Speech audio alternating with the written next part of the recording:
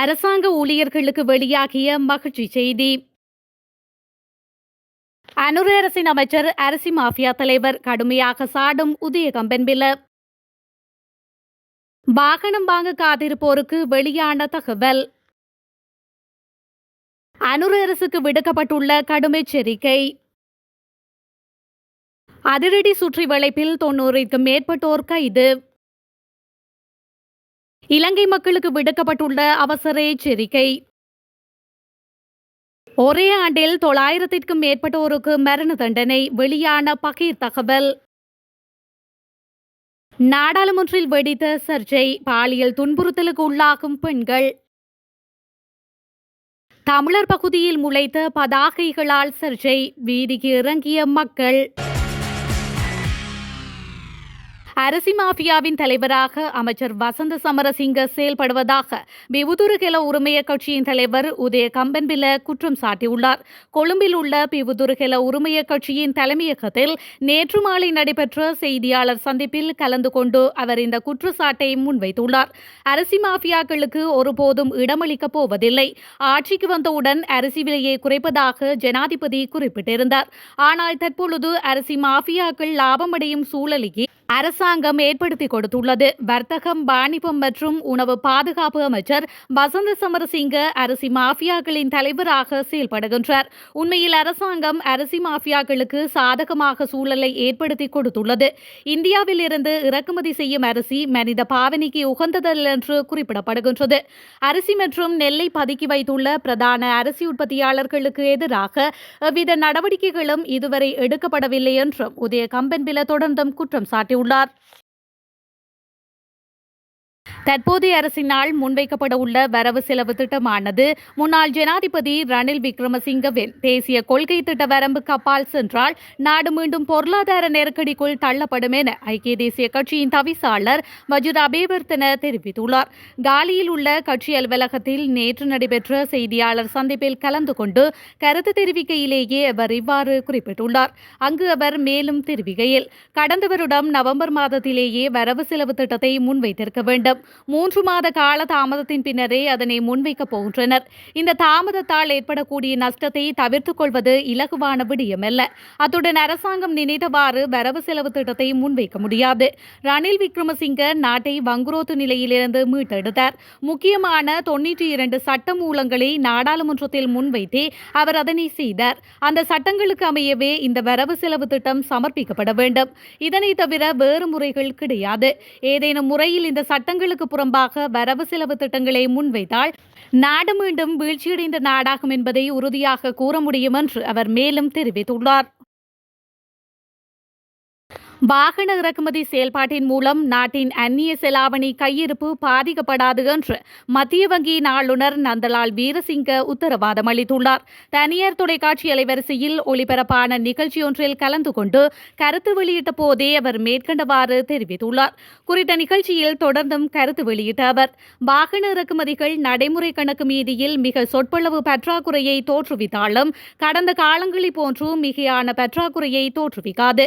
கடன் மறுசீரமைப்பு செயல்முறை முழுமையாக பூர்த்தியடைந்ததன் பின்னர் வாகன இறக்குமதிகள் $1.5 பில்லியன் வரை உயர்வடைந்தாலும் அரசாங்கத்தினால் கையிருப்பை பேணவும் அவசியமான மீள செலுத்துகைகளை மேற்கொள்வதற்கும் அரசு வருமானத்தை அதிகரித்துக் கொள்வதற்கும் முடியும் என்று அவர் தெரிவித்துள்ளார். பணச்சுருக்கம் மற்றும் உயர் பெறுமதி சேர் வரி என்பவற்றின் விளைவாக இறக்குமதி செய்யப்படும் வாகனங்களின் புதிய பெறுமதி உயர்வடையக்கூடும் என்றும் அவர் சுட்டிக்காட்டியுள்ளார். திருகோணமலை வெறுகல் பிரதேச செயலாளர் பிரிவில் உள்ள வட்டவன் பிரதேசத்தில் தொல்லியல் திணைக்களத்தின் நிலாபகரிப்புக்கு எதிர்ப்பு தெரிவித்து பொதுமக்கள் போராட்டத்தில் ஈடுபட்டனர். குறித்த போராட்டமானது இன்று இடம்பெற்றுள்ளது. சம்பவம் தொடர்பில் மேலும் தெரிய வருகையில், வெறுகல் வட்டவான் பகுதியில் திருகோணமலை மட்டக்களப்பு பிரதான வீதியின் அருகே கடந்த திங்கட்கிழமை மாலை தொல்லியல் திணைக்களத்தினால் 1 கிலோமீட்டர் வட்டவான் தொல்லியல் நிலையம் என குறிப்பிட்ட பெயர் பதாகை ஒன்று நடப்பட்டுள்ளது. இதற்கு எதிர்ப்பு தெரிவித்தும் தொல்லியல் எனும் பெயரில் நிலாபகரிப்பு இடம்பெறக்கூடாது என்பதை உறுதி செய்யுமாறு கோரியும் மக்கள் எதிர்ப்பு ஆர்ப்பாட்டத்தில் ஈடுபட்டனர். தொல்லியல் என பதாகை போடப்பட்ட வட்டவன் பகுதியிலிருந்து பெருகல் பிரதேச செயலகம் வரை நடைபவனியாக சென்று ஆர்ப்பாட்டம் முன்னெடுக்கப்பட்டது. ஆர்ப்பாட்டத்தில் ஈடுபட்ட மக்கள் வெறுகல் பிரதேச செயலகத்திற்கு சென்று தமது கோரிக்கைகள் அடங்கிய மகஜரை வெறுகல் பிரதேச செயலாளர் எம். அனஸ் அவர்களிடம் கையளித்தமையும் குறிப்பிடத்தக்கது. அரசு ஊழியர்களின் சம்பள முரண்பாடுகளை களைவதற்கு விரைவில் நடவடிக்கை எடுக்கப்படும் என அரசு நிர்வாக, உள்ளூராட்சி மன்ற மற்றும் மாகாண சபை அமைச்சு தெரிவித்துள்ளது. அரசு சேவைகளில் நிலவி வரும் சம்பள முரண்பாடுகளை களைவதற்கான ஆரம்ப ஆய்வுப் பணிகள் ஆரம்பிக்கப்பட்டுள்ளதாக அமைச்சர் சந்தனா பேரத்ன தெரிவித்துள்ளார். தொழிற்சங்கங்களின் கோரிக்கைகள், கடந்த அரசாங்கங்களின் சில தீர்மானங்கள் போன்ற காரணங்களினால் அரசு சேவையில் ஒவ்வொரு தரத்திற்கும் இடையில் கடுமையான சம்பள முரண்பாட்டு நிலைமை நீடித்து வருவதாக சுட்டிக்காட்டியுள்ளார். 1992 ஆண்டு முதலே சில சேவைகளில் சம்பள முரண்பாடு நிலவி வருவதாக தெரிவித்துள்ளார். இவ்வாறானோர் பின்னணியில் அரசு ஊழியர்களுக்கு அநீதி ஏற்படாத வகையில் சம்பள முரண்பாடு களைவது சவால் மிக்கது என அமைச்சர் அபேரத்ன மேலும் தெரிவித்துள்ளார். சிரேஷ்ட ஊடகவியலாளர் லசந்த விக்ரமதுங்க படுகொலை செய்யப்பட்டு இன்றுடன் 16 வருடங்கள் கடந்துள்ள நிலையில் இப்போதாவது நீதியை நிலைநாட்டுங்கள் என எதிர்க்கட்சித் தலைவர் சஜித் பிரேமதாச கோரிக்கை விடுத்துள்ளார். இன்றைய தினம் நாடாளுமன்ற அமர்வில் உரையாற்றும் போதே அவர் இதனை குறிப்பிட்டுள்ளார். இங்கு அவர் மேலும் தெரிவிக்கையில், சிரேஷ்ட ஊடகவியலாளர்களான லசந்த விக்ரமதுங்க படுகொலை செய்யப்பட்டு 16 வருடங்கள் கடந்துள்ள போதிலும் இந்த கொலைக்கான மூல காரணத்தையும் கொலைகாரர்களையும் இதுவரை இந்த அரசாங்கத்தினாலும் கண்டுபிடிக்க முடியாது போயுள்ளது. இந்த விவகாரத்தை அவரது மகள் அஹிம்சா விக்ரமதுங்க ஐக்கிய நாடுகள் சபையிடம் எடுத்து சென்றுள்ளார். அத்துடன் சிறுசு ஊடக வலையமைப்பின் மீதான கொடூர தாக்குதல் இடம்பெற்று 16 வருடங்கள் கடந்துள்ளன. லசந்த விக்ரமதுங்க மற்றும் ராஜமகேந்திரன் ஆகியோர் நீதி மற்றும் நியாயத்திற்காக முன்னின்றார்கள். லசந்த விக்ரமதுங்கவின் படுகொலை தொடர்பில் உண்மையை கண்டறிந்து நீதியை நிலைநாட்ட வேண்டும் என்றும் அவர் தெரிவித்துள்ளார். கடந்த சில வாரங்களாக நாடாளுமன்றத்தில் பணிபுரியும் சில பெண் ஊழியர்கள் பாலியல் துன்புறுத்தல் சம்பவங்கள் தொடர்பில் செய்திகள் வெளியாகி வருவதாக நாடாளுமன்ற உறுப்பினர் முஜிபுர் ரஹ்மான் தெரிவித்துள்ளார். இது தொடர்பில் அவர் மேலும் தெரிவிக்கையில், மூத்த அதிகாரிகள் தங்களுக்கு கீழ் பணிபுரியும் பெண் ஊழியர்களை தொடர்ந்தும் பாலியல் ரீதியாக துன்புறுத்துகின்றனர். எனக்கு கிடைத்த தகவலின்படி சில சந்தேக நபர்கள் இடைநீக்கம் செய்யப்பட்டுள்ளதாகவும் சிலருக்கு கட்டாய ஓய்வு அளிக்க உத்தரவிட்டுள்ளதாகவும் எங்களுக்கு தெரிவிக்கப்பட்டது.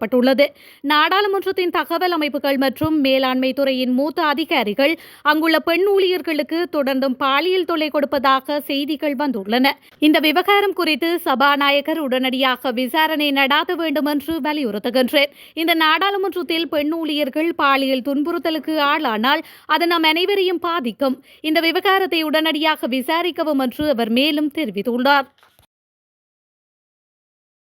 இலங்கை மக்கள் தங்களின் தனிப்பட்ட தகவல்களை வழங்குவதை தவிர்க்குமாறு தொலைத்தொடர்பு ஒழுங்குமுறை ஆணையகம் கேட்டுக் கொண்டுள்ளது. சமூக வலைதளங்கள் மூலம் அனுப்பப்படும் போலியான குறுஞ்செய்திகளுக்கு தனிப்பட்ட தகவல்களை வழங்க வேண்டாம் என அறிவுறுத்தப்பட்டுள்ளது. வறிய குடும்பங்களுக்கு ஜனாதிபதி 50,000 ரூபாய் நிதியுதவி வழங்க உள்ளதாக சமூக ஊடகங்களில் போலியான குறுஞ்செய்திகள் வெளியிடப்பட்டு வருவதாக சுட்டிக்காட்டப்பட்டுள்ளது. இது தொடர்பில் முறைப்பாடுகள் கிடைக்கப்பெறுவதாக தொலைத்தொடர்பு ஒழுங்குமுறை ஆணையம் தெரிவித்துள்ளது. அதற்கமைய இது தொடர்பான குறுஞ்செய்திகளுக்கு தமது தனிப்பட்ட தகவல்களை வழங்குவதை தவிர்க்குமாறு தொலைத்தொடர்பு ஆணைக்குழுவின் பணிப்பாளர் மேனகா பத்திரன தெரிவித்துள்ளார். கட்டுநாயக்க விமான நிலையத்திலிருந்து வெளியேற முயன்ற வெளிநாட்டவர் கைது செய்யப்பட்டுள்ளார். 97 மில்லியன் ரூபாய் பெறுமதியான ஹொக்கையின் போதைப் பொருளை தனது பயணப்பொதியில் மறைத்து வைத்திருந்த வெளிநாட்டவரே கைது செய்யப்பட்டுள்ளார். 66 வயதான பொஸ்னிய பிரஜையொருவர் இன்று காலை விமான நிலையத்தில் வருகை முனையத்தில் வைத்து சுங்க போதைப் பொருள் கட்டுப்பாட்டு பிரிவின் அதிகாரிகள் குழுவினால் கைது செய்யப்பட்டுள்ளார். அவர் தனது சூட்கேஸில் கால்களை சுத்தம் செய்வதற்கு பயன்படுத்தப்படும் 114 பிரஷ்களில் 2 கிலோ 759 கிராம் ஹொக்கையினை மிக நுணுக்கமாக மறைத்து வைத்திருந்தார். குற்றச்செயல்களுடன் தொடர்புடைய 97 பேர் காத்தான்குடி போலீசார் நடாத்திய திடீர் சுற்றிவளைப்பு தேடுதல் நடவடிக்கைகளின் போது கைது செய்யப்பட்டுள்ளதாக காத்தான்குடி போலீசார் தெரிவித்துள்ளனர். மட்டக்களப்பு மாவட்ட சிரேஷ்ட போலீஸ் அத்தியட்சகரின் வழிகாட்டலில் காத்தான்குடி போலீஸ் நிலைய பொறுப்பதிகாரி RM ரத்நாயகவின் பணிபுரியின் பேரில் காத்தான்குடி குற்றத்தடுப்பு போலீசார் மற்றும் போதை ஒழிப்பு பிரிவினர் குறித்த தேடுதல் நடவடிக்கைகளை காத்தான்குடி போலீஸ் பிரிவிற்குட்பட்ட பல பிரதேசங்களில் மேற்கொண்டிருந்தனர். கைது செய்யப்பட்டவர்களிடமிருந்து ஐஸ், கேரளா கஞ்சா, கசிப்பு, போதைப்பொருள் போன்றன மீட்கப்பட்டுள்ளன. கடந்த 9 ஆண்டுகளில் அதிகபட்சமாக ஈரானில் 2024 900க்கும் மேற்பட்டோருக்கு மரண தண்டனை வழங்கப்பட்டுள்ளதாக சர்வதேச ஊடகங்கள் செய்தி வெளியிட்டுள்ளன. ஈரானில் கடந்த ஆண்டு மரண தண்டனை நிறைவேற்றங்களில் கூர்மையான அதிகரிப்பு ஏற்பட்டிருப்பது குறித்த கவலையை ஐக்கிய நாடுகள் மனித உரிமைகளின் தலைவர் வெளிப்படுத்தியுள்ளார். இது தொடர்பாக வால்கர் டர்க் வழங்கிய தகவலில் 2024 ஆண்டில் குறைந்தது 901 பேர் தூக்கிலிடப்பட்டதாகவும் இது 2023 ஆண்டில் பதிவான 853 பேரை விட கணிசமான அதிகரிப்பை குறிக்கின்றது என்றும் தெரிவித்துள்ளார்.